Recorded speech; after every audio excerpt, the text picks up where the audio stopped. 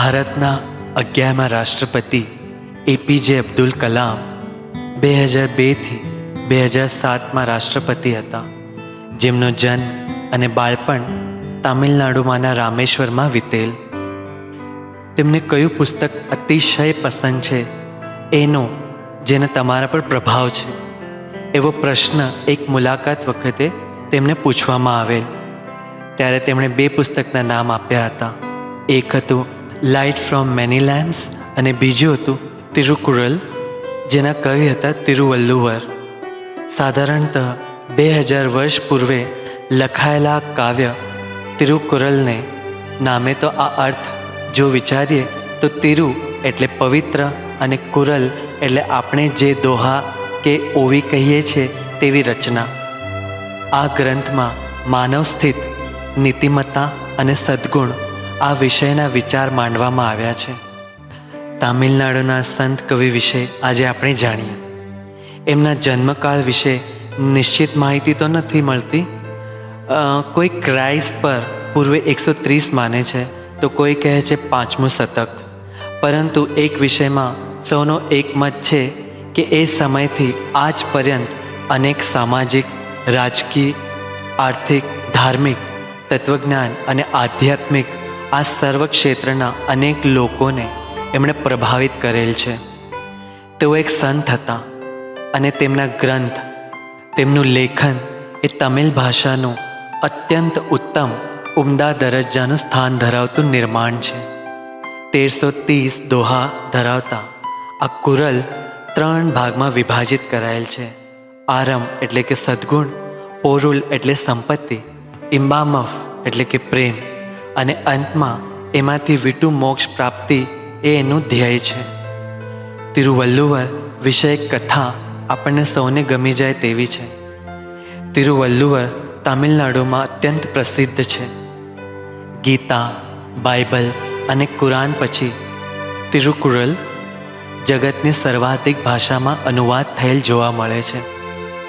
બાળકો, ભારતીય ઉપમહાદ્વીપના દક્ષિણમાં અંતિમ છેડા પર આવેલ કન્યાકુમારીમાં તિરુવલ્લુવરની 133 ફૂટ ઊંચી પ્રતિમા, જ્યાં અરબી સમુદ્ર, બંગાળની ખાડી અને હિન્દુ મહાસાગર ત્રણેય જળાશયનું મિલન થાય છે. ત્યાં સમુદ્રની જળરાશિમાં આવેલ એક ખડક પર ઊભી છે. 133 ફૂટ એની ઊંચાઈ અને 133 અધ્યાયનું અને 3 અંગુલી નૈતિકતા, ધન અને પ્રેમ એ 3 ગુણનું પ્રતિનિધિત્વ કરનાર છે. પોતાને પિતાની જેમ એમણે પણ વણકરનો વ્યવસાય અપનાવેલો. વસ્ત્ર વણવા અને તેનો વેપાર એ મલ્યાપુરમાં ગામમાં રહીને કરતા. શ્વેત, શુભ્ર દાઢી અને તેજસ્વી એવા વ્યક્તિને કાપડની દુકાનમાં જોઈને બજારમાં આવેલા એક શ્રીમંત યુવાનના મનમાં પ્રશ્ન ઉઠ્યો. વેપાર કરતો આ માણસ અને એના રૂપ રંગ, વેશ પહેરવેશ આવા એક સાધુના જેવા કેમ? આમાં કંઈક તો ચાલબાજી જણાય છે. પણ એના મિત્રે એને જણાવ્યું કે તિરુવલ્લુવર નામક સંત છે, જેમણે પોતાના રાગ, લોભ, મોહ પર વિજય મેળવેલ છે. પણ એક શ્રીમંત ઘરની નબીરાને આ કંઈ ગળે ઉતરતું નહોતું. એના મનમાં કંઈક જુદો જ વિચાર ચાલી રહ્યો હતો. એણે આ ગૃહસ્થની પરીક્ષા લેવાનું નક્કી કર્યું. એ એમની દુકાનમાં ગયો અને એક સાડી પસંદ કરી. એની કિંમત પૂછી. તિરુવલ્લુવરે 4 રૂપિયાની કિંમત જણાવી. એ છોકરાએ તેને ફાડીને તેના 2 ટુકડા કરી અને એના પછી એનો ભાવ પૂછ્યો. એણે એની કિંમત જણાવી 2 રૂપિયા. એ છોકરાએ ફરી એના 2 ટુકડા કર્યા અને ફરી એની કિંમત પૂછી. આ પ્રમાણે એ ટુકડા કરતો ગયો અને તિરુવલ્લુવર એના ભાવ કહેતા ગયા. છેલ્લા ટુકડાના 50 પૈસા ભાવ શાંતિથી, વિના કોઈ ક્રોધ, ગુસ્સા વિના કહ્યો. ત્યારે એ છોકરાએ કહ્યું, પણ હવે તો આ ટુકડા મને તો કોઈ કામમાં લાગશે નહીં, એટલે મને તો જોઈતા નથી. તિરુવલ્લુવરે શાંતિથી ઉત્તર આપ્યો, હા બેટા, એ તને તો શું કોઈના પણ ઉપયોગમાં આવશે નહીં.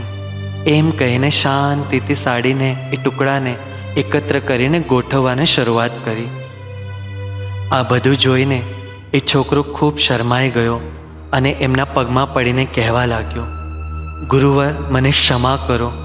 મેં તમને ઓળખ્યા નહીં, મેં ખૂબ મોટી ભૂલ કરી, એમ કહી એ સાડીની કિંમત ચૂકવવા લાગ્યો. પણ ત્યારે ગુરુ તિરુવલ્લુવરે કહ્યું, તે તો મારી પાસેથી કંઈ લીધું નથી, તો હું તારી પાસેથી પૈસા કેમ લઉં? હવે શું કરું? એને સૂઝતું નહોતું.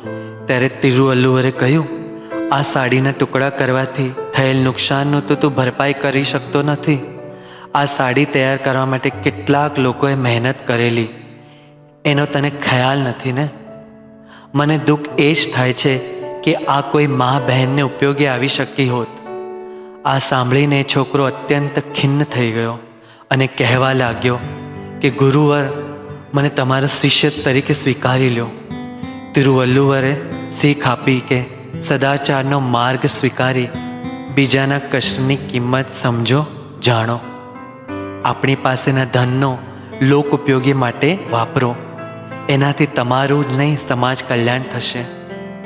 તિરુવલ્લુવરે આ વાત સીધા, સાદા અને સરળ શબ્દોમાં રોજના જીવનમાં ઉપયોગી થનાર, વ્યવહારમાં શક્ય એવી વાતો દ્વારા જનજાગૃતિ આણી.